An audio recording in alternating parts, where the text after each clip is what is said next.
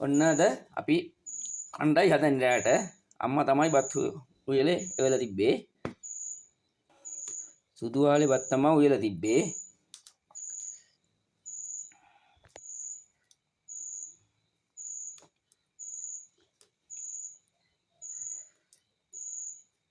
සුදු ආලේ බත්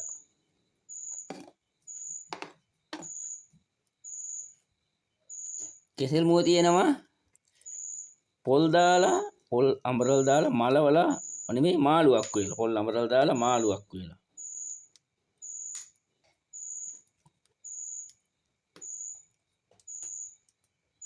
ලුණු හාල් මැස්සන් දාලා බැදුමක් තියෙනවා. හාල් මැස්සන් ලුණු වනම්මනම් දාලා බැදුමක් හදලා තියෙනවා. බෝංචි කැරටුයි එකට දාලා හින්දල උයලා තියෙනවා. ඉතින් මේක තමයි අද අපේ රැට කෑම. අම්මා තමයි උයලා තිබ්බේ. පොල් අඹරල් දාලා කෙහෙල් මුව මාළුවක් හාල් මැස්සන් තක්කාලි ලුණු දාලා හාල් මැස්සන් බැදුමක්. එතකොට කැරට් බෝංචි එකට දාලා හින්දල උයපු මාළුවක්.